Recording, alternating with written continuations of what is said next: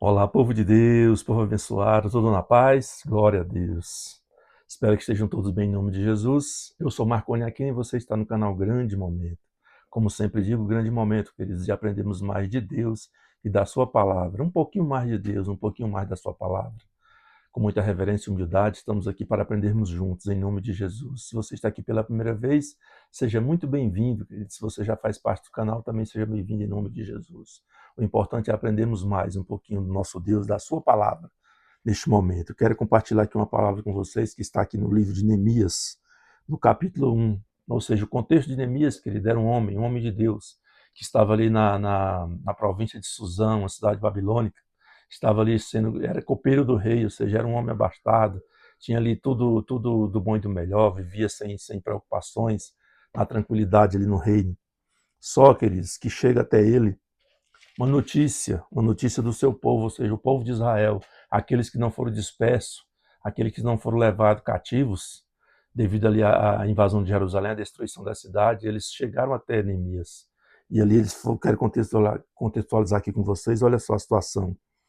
Disse aqui, ó, verso 3 do capítulo 1. Disseram-me, os restantes que não foram levados para o exílio se acham lá na província. Estão em grande miséria e desprezo. Os muros de Jerusalém estão derribados e as portas queimadas. Olha só como estava o povo de Israel. Chegou até Neemias essa notícia através, porque ele fez perguntou para eles como é que estava. Verso 4. Tendo ouvido estas palavras, assentei-me, chorei e lamentei por alguns dias. Estive jejuando e orando perante o Deus dos céus. Ou seja, Neemias entrou num momento de oração, de jejum e de clamor, para que Deus lhe desse sabedoria e o que Deus determinaria para que ele pudesse fazer. Oh, queridos, é maravilhoso, porque esse homem, ele não se acomodou na sua vida ali como copeiro do rei, porque não lhe faltava nada, ele não tinha motivo algum para estar preocupado. Mas o verdadeiro servo de Deus, os verdadeiros servos, queridos, amam a palavra de Deus, amam o seu Deus e amam a Israel, a Jerusalém, a pátria amada de onde eles estavam, de onde eles eram, em nome de Jesus. E disse aqui, verso 5, e disse, Senhor Deus dos céus, Deus grande e temível, que guardas a aliança e a misericórdia para com aqueles que te amam e guardam os teus mandamentos. Verso 6, estejam, pois, atentos os teus ouvidos e os teus olhos abertos para acudires à oração do teu servo, que hoje faço na tua presença, dia e noite, pelos filhos de Israel, ou seja, ele estava ali clamando, fazendo um clamor pelo povo de Israel que estava em ruína. Ele disse aqui, ó, de noite, pelos filhos de Israel, teus servos, e faço confissão pelos pecados dos filhos de Israel, os quais temos cometido contra ti, pois eu e a casa de meu pai temos pecado. Ou seja, ele não disse aqui, queridos, os filhos de Israel lá estão pecando contra ti, né? Ele se colocou no meio, ele se solidarizou aqui e colocou, ó, nós temos pecados contra ti, Senhor, pois eu e a casa de teu pai temos pecado. Está vendo aí a situação, como é que é o homem de Deus? Se colocou no meio ali, quer dizer, ele não colocou como um de santo, que estava próximo, não, ele colocou aqui e se colocou no meio daqueles que sofriam. E diz aqui, ó, temos procedido de todo corruptamente, temos procedido, ou seja, ele se colocou no meio, temos procedido corruptamente contra ti, não temos guardado os mandamentos, nem os estatutos, nem os juízes que ordenaste a Moisés, teu servo. 8. Lembra-te da palavra que ordenaste a Moisés, teu servo, dizendo, se transgredirdes, eu vos espalharei por entre os povos, mas se vos converterdes a mim e guardares os meus mandamentos e os cumprirdes, então, ainda que os vossos rejeitados estejam pelas extremidades do céu, de lá os ajuntarei e os trarei para o lugar que tenho escolhido para lhe fazer habitar o meu nome. Ou seja, o povo pecou, querido, Israel estava em pecado. E Deus disse que se assim eles praticassem esse tipo de pecado, Deus ia espalhar por todas as nações. E assim eles estavam, porque Jerusalém foi invadida, foi destruída, seus muros foram derribados, a cidade foi queimada devido ao pecado. Verso 10, estes ainda são os servos, o teu povo que resgataste com teu grande poder e com a tua mão poderosa, ou seja, o povo que estava no Egito na época que estava na escravidão, ele diz aqui, esses são os teus servos que ainda guardam os teus mandamentos.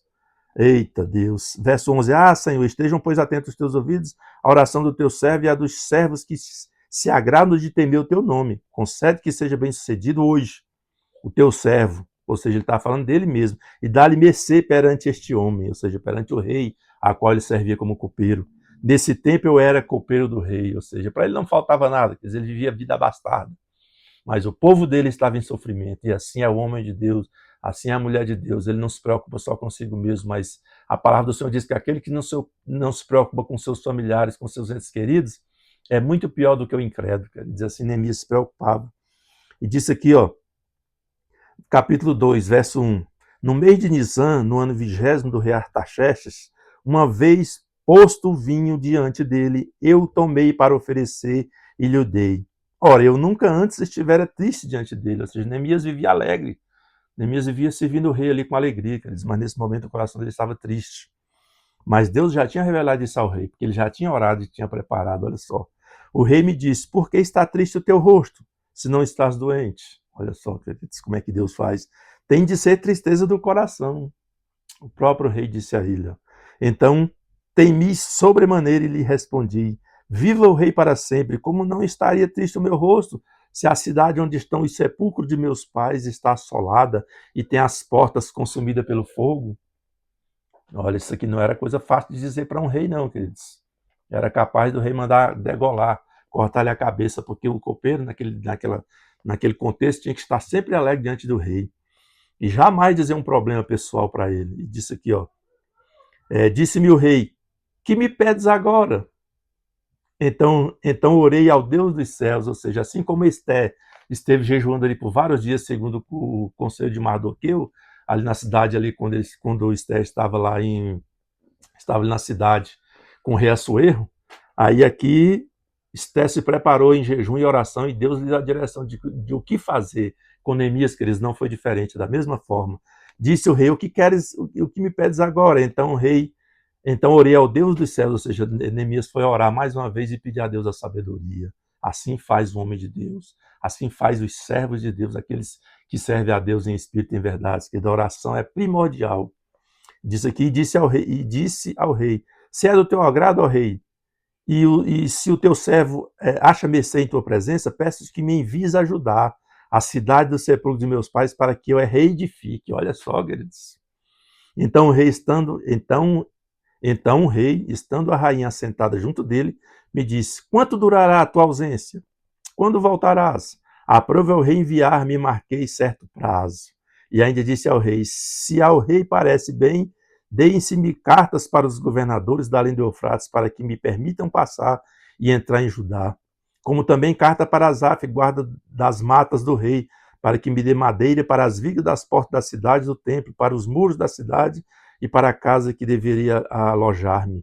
E o rei mas deu, porque a boa mão do meu Deus era comigo. Oh, queridos, quando tudo está em oração, quando preparamos tudo em oração, é maravilhoso, queridos. Os anjos vêm nos servir. Que maravilha. Então fui aos governadores da além do Eufrates e lhes entreguei as cartas do rei. Ora, o rei tinha enviado comigo oficiais do exército e cavaleiros, ou seja, além de Neemias ser enviado, o rei ainda supriu ali pessoas para estar com ele, os soldados e o exército. Verso 10, disto ficaram sabendo, e como sempre o inimigo não fica quieto, né, queridos? Sempre vai se levantar inimigo na minha e nas nossas vidas.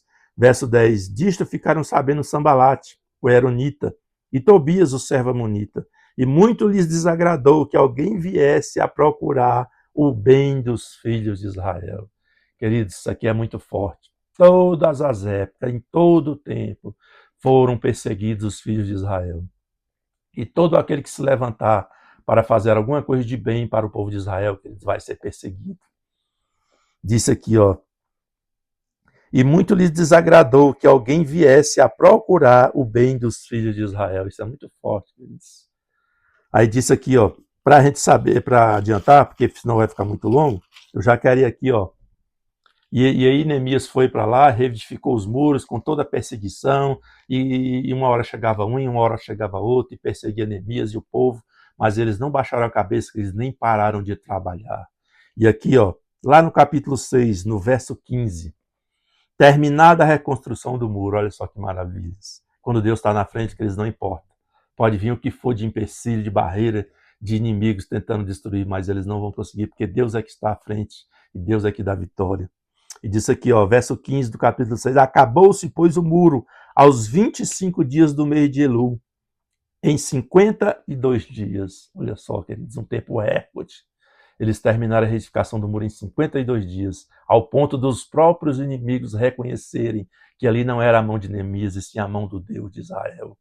Que diz aqui, ó, verso 16, sucedeu que ouvindo a todos os nossos inimigos, temeram todos os gentios, nossos circunvizinhos. Temeram, queridos, porque o nosso Deus, ele causa temor, porque ele é poderoso. Diz aqui, ó, e decaíram muito o seu próprio conceito.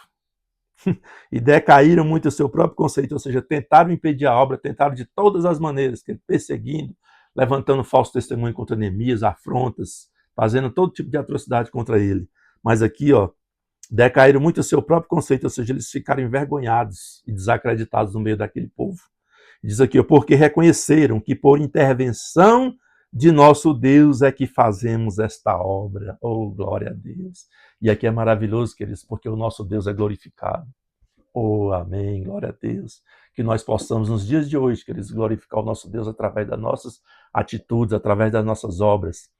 Que sejam obras que edifiquem corações, que mudem vida de pessoas sofridas, pessoas que estão caídas, com seus muros aqui, fazendo analogia com seus muros no chão, com seus portões queimados. Queridos, porque quando o Satanás ele habita a vida de uma pessoa, ele a destrói totalmente.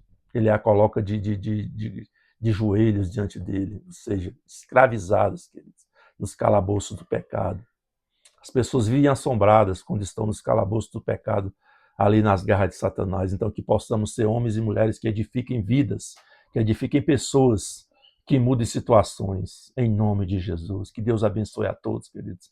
Se você achar esse assunto relevante para mais pessoas, para erguer ali pessoas que estão caídas, que você possa compartilhar, curtir, comentar. Se ainda não é inscrito, se inscreva no canal, nos ajude aí a manter esse canal e crescermos a cada dia, queridos, para que mais pessoas possam ser edificadas, transformadas e resgatadas das garras de Satanás. Esse é o grande propósito do canal Grande Momento. Foi para isso que Deus me colocou aqui, foi para isso que Deus me chamou. Não quero ter a pretensão de ser sábio em nada. Estamos aqui para aprender juntos, queridos. Mas em nome de Jesus, enquanto Ele nos der a direção, enquanto Ele estiver nos dando força, estaremos aqui em nome de Jesus. Que Deus abençoe a todos. Fica aqui um forte abraço e até uma próxima oportunidade, se assim o nosso Deus permitir. Paz, queridos.